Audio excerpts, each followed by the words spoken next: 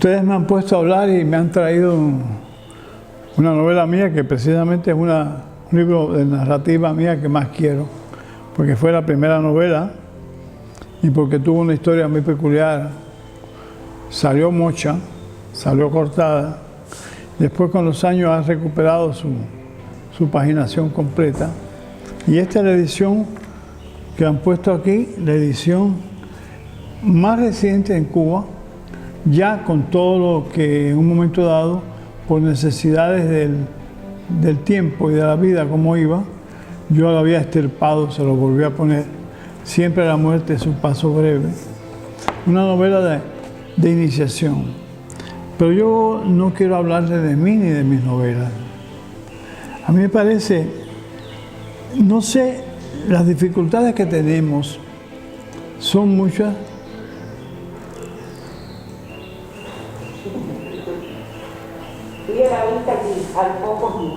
Ah, bueno, sí, pero eso no me lo haga así tan alterado que me parezco al de la mesa redonda.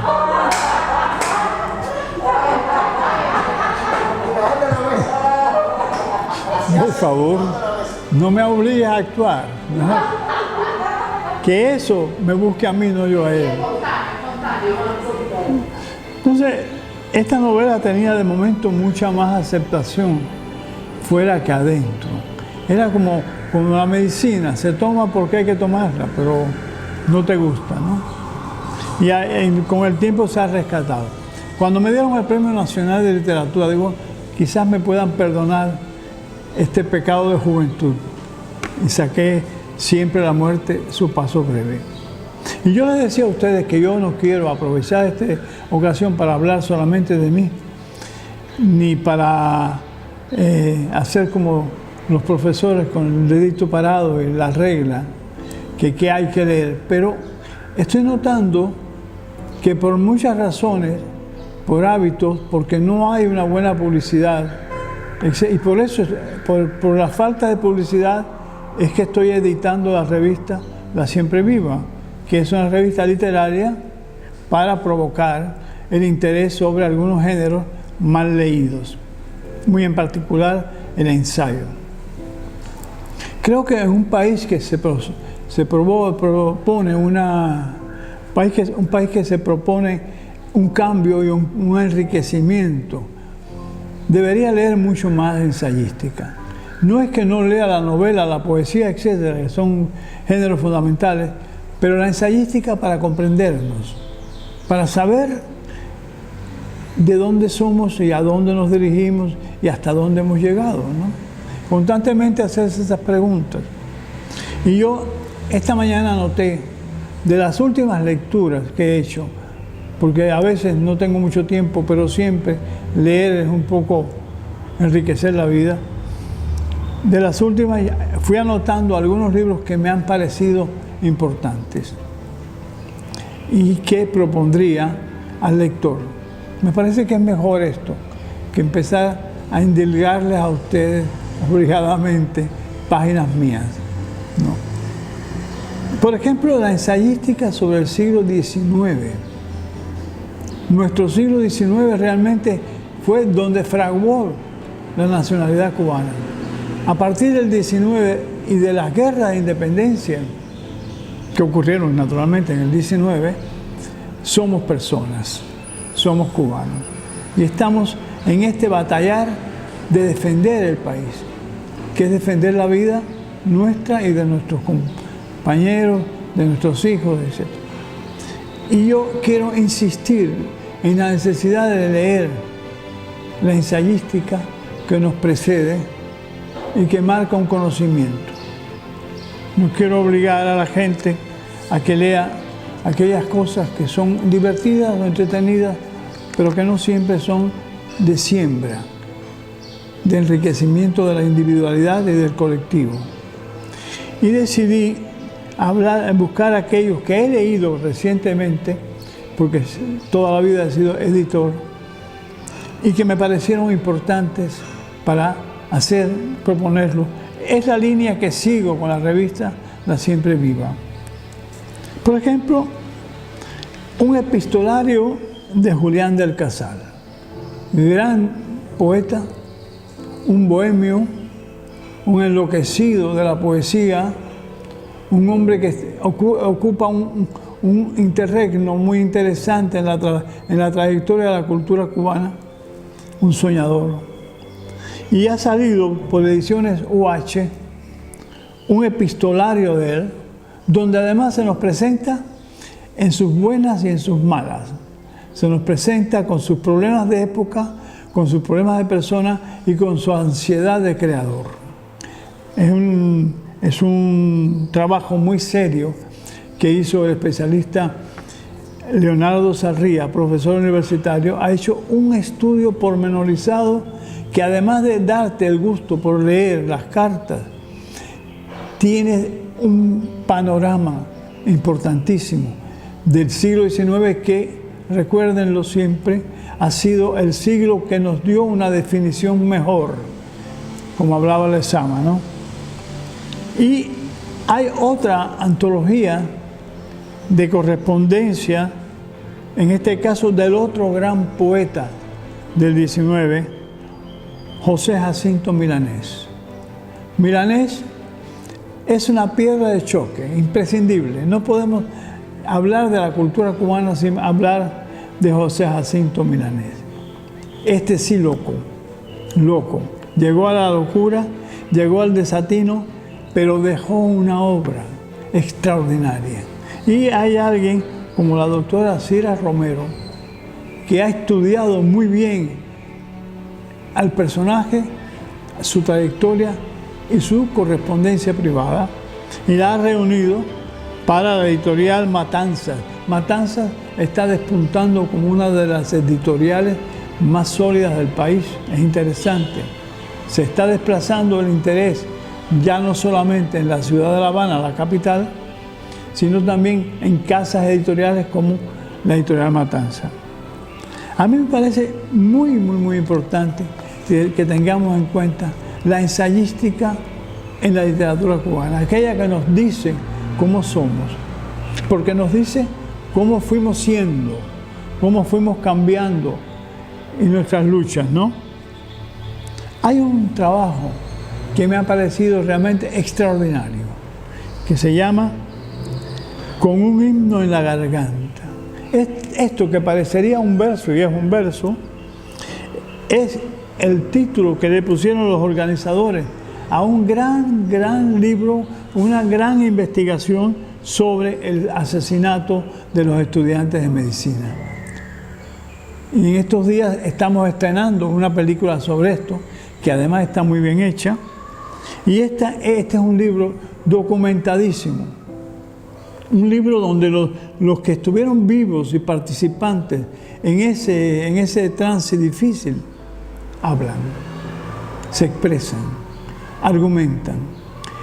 Cuando vas leyendo, que además es una edición de lujo, cuando vas leyendo la editorial UH, la Universidad de La Habana, cuando vas leyendo te vas adentrando en una época despótica que sin embargo aspiraba a la libertad. Empiezas por documentarte y te enamoras de la época y de esos muchachos.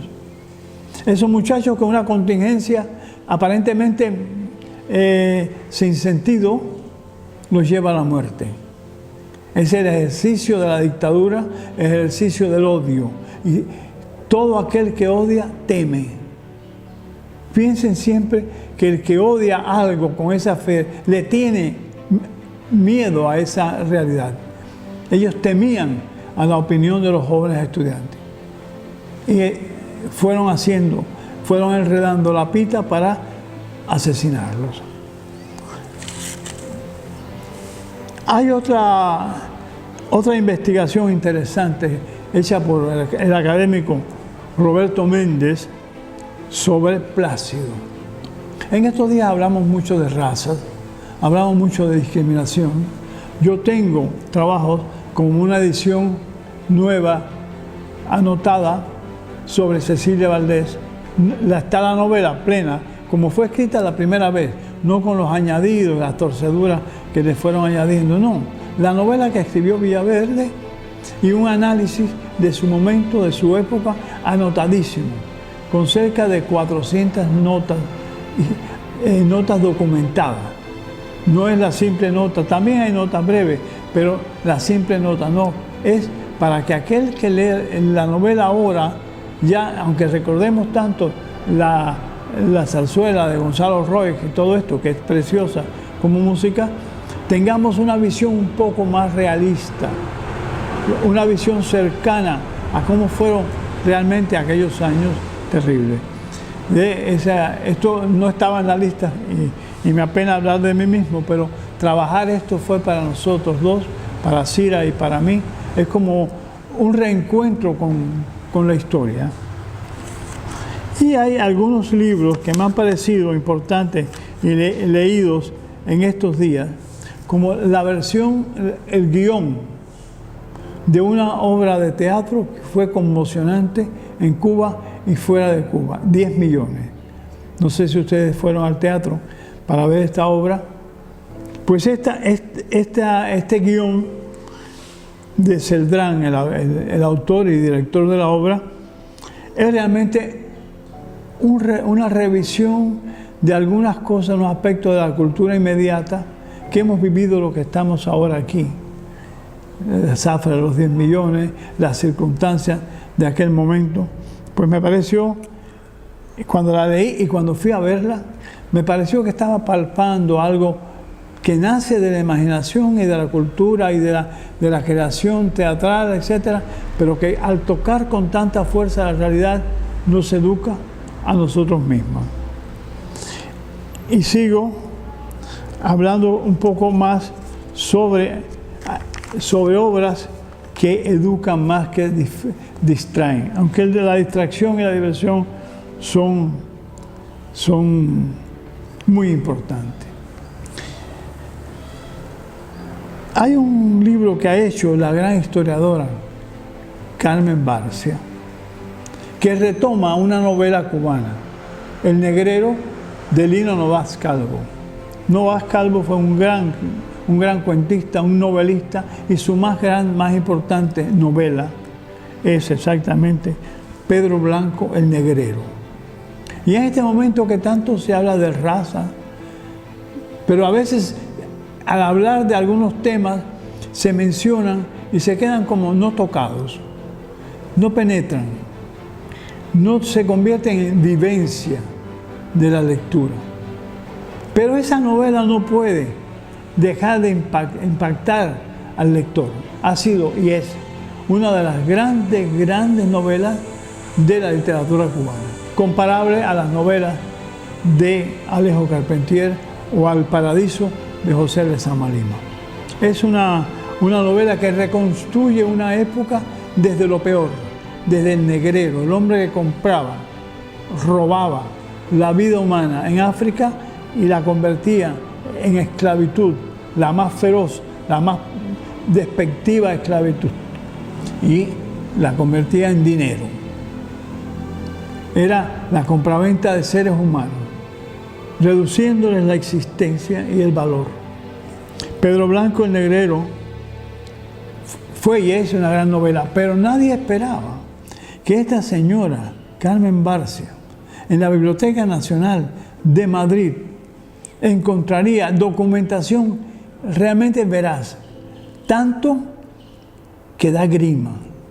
Conocer cómo llegó a la bajeza humana a estructurarse en una clase social, el esclavismo, en un género, en una forma de pensar y de hacer, de gobernar un país, de explotar el trabajo ajeno, como si fueran bestias, de bestializar al hombre. Pues este libro de Carmen Barcia, publicado por la editorial UHD, perdonen ustedes, por la editorial de La Habana, que dirigía la persona que vive al lado, que vivía aquí, donde yo venía a verlo. ¿Quién? Ustedes más o menos, les voy a dejar el nombre, pues un hombre del cual hablamos constantemente ahora. Bueno, pues este libro de María del Carmen Barcia reconstruye desde adentro desde la correspondencia privada, desde lo que vivió y tocó este hombre, el negrero, y es una vivencia realmente. Para la familia fue una vergüenza, para la cultura cubana también, pero para la historia, las enseñanzas que puede dar la historia, es extraordinaria. Hay otro libro que nos vuelve al siglo XIX, escrito por un poeta, por Roberto Méndez, publicado por Letras Cubanas, que se llama Plácido y el laberinto de la Ilustración. El laberinto en que este hombre de poca cultura, Plácido, arrollado por su raza y por el desprecio a su raza, él crea una impostación como personaje y logra establecerse en la vida social cubana, superando todos los problemas raciales. Plácido, mal visto por algunos porque era como edulcoraba la vida, era el cantor de una sociedad que lo despreciaba. Es interesante como fenómeno cultural. Roberto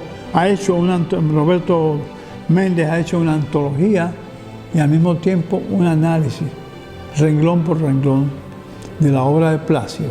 Todos los días ahora se habla de Plácido. ¿Cuántos lo conocen realmente? Pues esta es una forma de acercarse a él.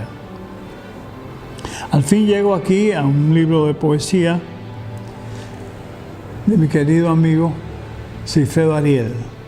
Sigfredo Ariel es un joven poeta, realmente un joven gran poeta. No siempre en la vida de los poetas, que es un género muy difícil, se logra la grandeza siendo muy joven, porque se puede pensar que es un género de adultez, de vida completa. No, al revés. Una gran cantidad de poetas, sin saberlo, y muchos de ellos sin que se les reconozca, han sido grandes poetas. Gran poeta, nuestro amigo Sigfredo Ariel. Este es uno de los tantos libros. Es decir, además era prolífico, tenía muchos libros. Ustedes quizás lo conocieron aquí en esta casa de Dulce María. Hay poemas dedicados a Dulce María en el libro. Todos los hierros. Es un juego. Con todos los hierros se habla en la santería. Lo sé porque yo edité un libro que se llama Los Orichas en Cuba y prologué un libro que se llama Los Orichas en Cuba, de Natalia Bolívar, y eso me adentró en muchos terrenos de la santería. Pues con todos los hierros, se dice, con todos los hierros son todos mis orichas, son todos aquellos dioses que me acompañan, aquellos que rigen mi vida y aquellos a los cuales adoro y les rindo pleitesía. Con todos los hierros. Salir con todos los hierros es preparado para la guerra, preparado para el triunfo. Y Sigfredo Ariel ha hecho un poemario hermosísimo donde se le hace honor a muchos de estos temas. Hay un libro que a mí me gustó mucho, de Milene Fernández, una narradora que a mí me parece muy fresca, muy atrevida, muy tintineante, quiero decir, muy ligera para divertirse leyendo y para aprender leyendo. Y tiene un libro que se llama Agua Dura, publicado por la Editorial Unión. Se los recomiendo, me dio mucho placer leerlo y voy a hablar de Agua Dura porque vale la pena, ¿no?